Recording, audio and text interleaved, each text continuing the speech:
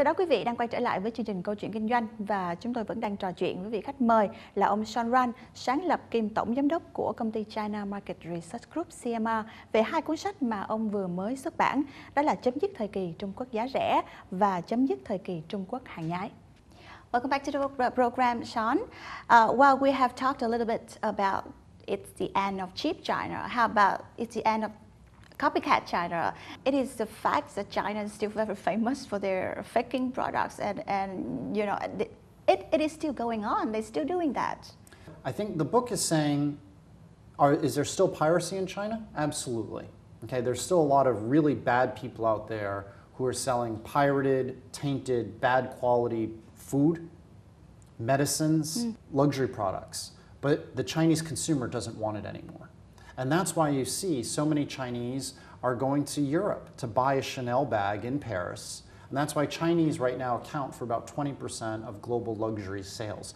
The second thing on that, and this is I think important for Vietnam, is Chinese are so scared about pirated or bad quality food that they only want to buy imported products. There's still a lot of piracy because the central government doesn't want it. But a lot of local government officials turn a blind eye. They might be getting bribed, they might own part of it. And if the product is for export to other countries, nobody gets in a lot of trouble, as long as the product is not coming into the China market so much. But what do you think, what kind of effects that it would do to Chinese, markets or Chinese economy? Because this is bad things, right? Yeah, I think the piracy definitely hurts the Made in China label.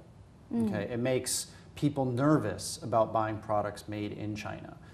Again, though, this is not just foreigners being scared. Chinese are scared as well. And that's why the Chinese consumer, as they get wealthier, are willing to spend more money on good quality products. So many of them are traveling around the world and buying products, putting it into their luggage and bringing it back into the country. So that's why, for instance, in Australia, they've had to limit how many cans of baby formula people can buy because the Chinese would come in and buy 100 of them and then ship it back to China. And this is something that you're seeing all over the world. Chinese may not want copycat consumer products, but how about other kind of products like innovation? Some people say that China will never stop being a copycat. For example, like Baidu, they say it's like a Google of China. Or Alibaba is the eBay of China. Just to name a few, what do you that's a good collaborate point. on that? I think there was some truth to that 12, 15 years ago. And the reason is when Baidu set up, most of the venture capitalists were American white people. And so it was easier for Baidu to take a business model that worked in America and bring it to China and go to these white venture capitalists and say, we are going to be the Google of China. Ren would go to venture capitalists and say, we want to be the Facebook of China. Taobao would say, we're going to be the eBay of China. But what we're starting to see now is the top venture capitalists in China are no longer white people from Silicon Valley. They're now mainland Chinese. They're now people that I interview in my book, like David Wei, who's the former CEO of Alibaba.com. He made his money managing Alibaba. He set up his own venture capital firm. Those guys now are looking for true innovation. So what I would say is I actually, guys from PayPal a couple years ago called me and they said, we need help because Alipay and Alibaba is so far ahead of PayPal. So we need to analyze what Jack Ma at Alibaba is doing. And do you think that the government has something to do here? Because, because in China, they kind of banned the using of Google or Viber or anything that foreign. I think the government is a double-edged sword. I think on the one hand, their protectionism has helped Chinese firms grow, okay, because they didn't have the competition from a Google or a Twitter. But now as these firms are trying to become global players, I think the censorship is hurting them, okay? Take, for example, Tencent and their WeChat communication tool. If you are, say, an American in New York using WeChat to message your friend in Alabama, people are concerned that it's being censored by the Chinese government back in servers in China. And so that's something that the Chinese government needs to think about. Yeah, but it is also a reality that many people in China, they prefer products from American products. For example, like iPhone from Apple's, and you're using an iPhone yourself. Can you explain that? Apple is not the largest seller in China. I see. Right? So right now, Chinese are using Oppo, Vivo, Huawei, Xiaomi. It's a mix. On some product categories, Chinese prefer foreign brands. And that would be true in, say, automobiles. That would be true in luxury. But we're actually started seeing in the last couple of years a real pride in buying Chinese brands made by Chinese for Chinese. 5 years ago, we interviewed 5,000 consumers in 15 cities.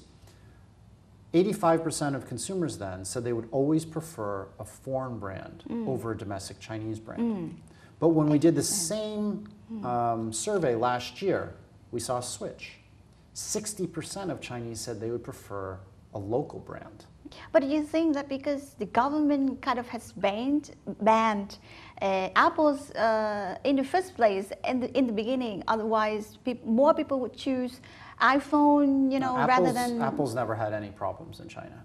Their products have always been easily accessible. I think Apple has made a lot of problems. So for instance, they won't localize their product. In China, people like to have dual SIM cards. Apple won't do that. Also, their ecosystem on their app store is not as good. I think China has banned more the social media networks. Okay. It's been more Facebook, Twitter, and you got to remember, Google was allowed in China. Okay. Google had the dominant market share in the country in 2003. Then Baidu came out and beat Google, frankly. When we interviewed consumers at the time, we found that consumers said they would always choose Google for an English language search. But when they were doing a Chinese language search, they would always use Baidu because the results were better. So when you hear Google whine that the government stopped them in China, I think that's face-saving, that they got outcompeted by a local player, Baidu.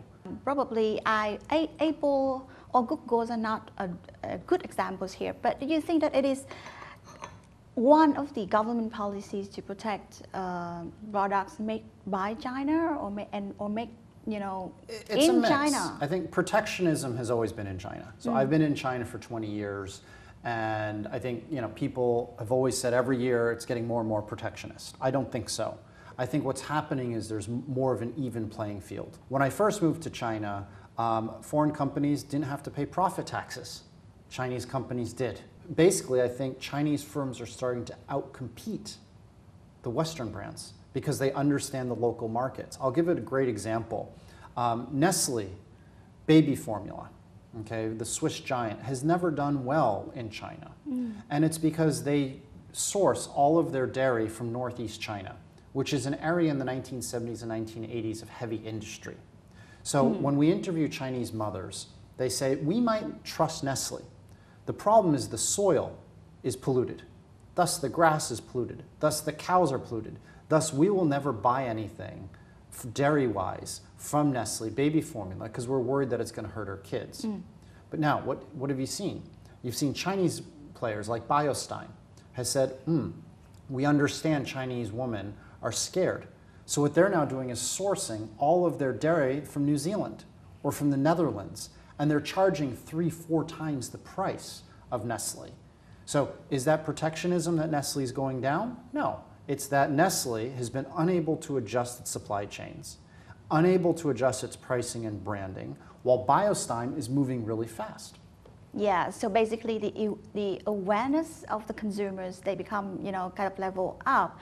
So is that an advantage for not only Chinese companies, but, you know, it's happened everywhere in the world? Absolutely. I think they know their local market and they're moving faster. You know, the Nestle's of the world are extremely slow moving at adjusting. So what Chinese companies are doing is they understand that there's a fear of the Made in China label.